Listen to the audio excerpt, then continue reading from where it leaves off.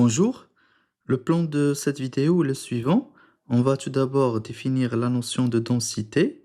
Ensuite, dans une deuxième partie, on va montrer que D, c'est-à-dire l'ensemble des nombres décimaux, et Q, c'est-à-dire l'ensemble des nombres rationnels, sont denses dans R. Et dans la dernière partie, nous allons démontrer que R moins Q, c'est-à-dire l'ensemble des irrationnels, est dense dans R. On commence donc par la définition de la densité. Soit A une partie de R. On dit que A est dense dans R si on a, pour taux X et Y dans R, avec X inférieur strictement à Y, il existe petit a un élément de l'ensemble A, tel que A est compris strictement entre X et Y. Voici quelques exemples. Tout d'abord, on a l'ensemble Z n'est pas dense dans R. Voici une justification. Si on prend x et y deux nombres réels, avec x inférieur strictement à y, par exemple si je place x ici et y dans cette position, alors dans ce cas, il n'y a aucun entier intercalé entre les nombres x et y. Ce qui explique que l'ensemble des entiers, c'est-à-dire z, n'est pas dense dans R. Un autre exemple, l'ensemble R+, n'est pas dense dans R. Alors, si on trace la droite réelle, si je prends x et y deux nombres strictement négatifs, par exemple si je place x et y ici, alors il n'y a aucun élément de R+, compris entre x et y dans ce cas, ce qui signifie que R+, n'est pas dense dans R. Et un dernier exemple, l'ensemble R étoile est dense dans R. Ceci parce que pour tout x et y dans R avec x inférieur strictement à y, il existe un élément A qui appartient à R étoile, tel que A est compris entre x et y. Et maintenant, on passe à la deuxième partie. Et là, on va montrer que les ensembles D et Q sont denses dans R. Tout d'abord, je rappelle que l'ensemble D, c'est-à-dire l'ensemble des nombres décimaux, c'est l'ensemble des nombres qui s'écrivent sous la forme K sur 10 à la puissance N, avec K appartient à Z et N appartient à N. Et pour Q, c'est-à-dire l'ensemble des nombres rationnels, c'est l'ensemble des nombres qui s'écrivent sous la forme P sur Q, avec P appartient à Z et Q dans N étoile. Alors, on commence la démonstration. Donc, il faut fixer deux nombres réels, x et y, avec x inférieur strictement à y. Et l'objectif sera de trouver un nombre qui appartient à l'ensemble D, c'est-à-dire un nombre qui s'écrit sous la forme K sur 10 à la puissance N, qui est compris strictement entre X et Y. Donc ça, c'est notre objectif. Et cette inégalité est équivalente à dire que 10 à la puissance N fois X inférieur strictement à K, inférieur strictement à 10 à la puissance N, Y. Donc si on représente ça, donc par exemple, si je place ici 10 à la puissance n x et ici un nombre sous la forme 10 à la puissance n y, une condition suffisante pour avoir un entier k qui est compris strictement entre 10 à la puissance n x et 10 à la puissance n y est que cette distance, c'est-à-dire la distance séparant 10 à la puissance n y de 10 à la puissance n x, soit supérieure strictement à 1. Voilà, donc il suffit que 10 à la puissance ny moins 10 à la puissance nx soit supérieur strictement à 1 pour garantir l'existence d'un entier k compris entre ces deux nombres, c'est-à-dire avoir 10 à la puissance ny moins x supérieur strictement à 1. Bien évidemment, ce travail, c'est un travail qu'on doit faire au brouillon. Alors, on doit justifier pourquoi on peut avoir cette inégalité. On sait que la limite lorsque n tend vers plus l'infini de 10 à la puissance n y moins x, voilà, puisque y moins x est supérieur strictement à 0 et 10 à la puissance n tend vers plus l'infini lorsque n tend vers plus l'infini, cette limite c'est plus l'infini.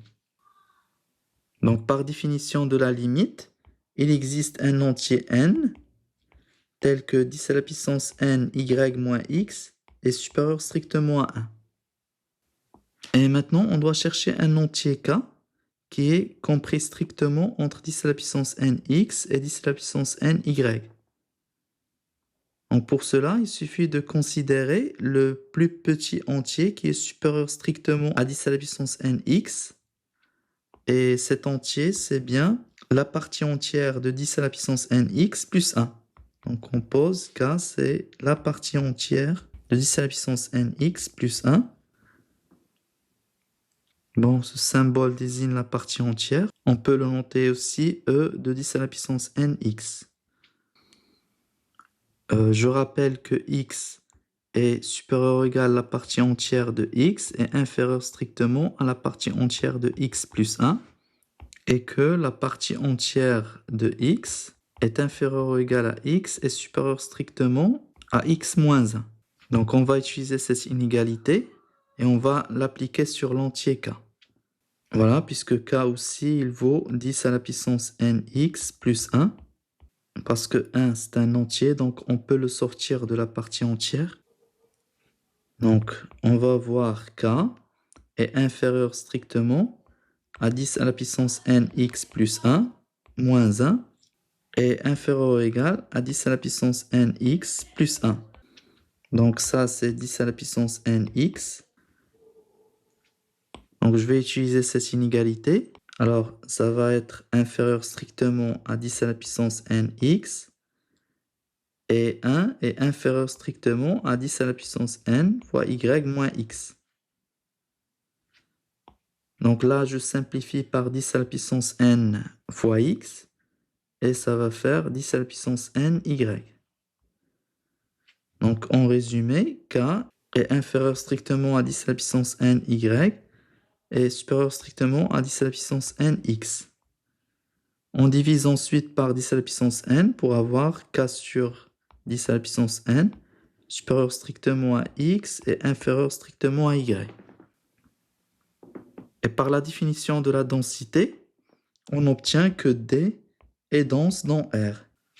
Voilà, parce que k sur 10 à la puissance n, c'est un élément de D. Mais aussi, c'est un élément de l'ensemble des rationnels, c'est-à-dire Q. Par cette démonstration, on démontre aussi que Q est dense dans R. Et maintenant, je passe à la troisième et dernière partie de ce cours. Et on va montrer que R moins Q est dense dans R. Alors, comme d'habitude, on va prendre deux nombres réels, x et y, avec x inférieur strictement à y. Le but sera de trouver un nombre irrationnel R qui est compris entre x et y. Alors l'idée est d'exploiter la densité de l'ensemble Q dans R et on va utiliser le fait que la somme d'un rationnel et d'un irrationnel est un irrationnel. Donc pour cela, on va utiliser l'irrationnel le plus célèbre, c'est racine de 2. Et on a x moins racine de 2 est inférieur à y moins racine de 2. Et puisque Q est dense dans R, donc par la définition de la densité, il existe un élément Q qui appartient à l'ensemble Q, qui est compris strictement entre x moins racine de 2 et y moins racine de 2. On ajoute racine de 2 à cette inégalité. Donc, on va obtenir Q plus racine de 2 est supérieur strictement à x et inférieur strictement à y. Et ça, c'est la somme d'un rationnel et d'un irrationnel, donc c'est un irrationnel, donc ça appartient à R moins Q.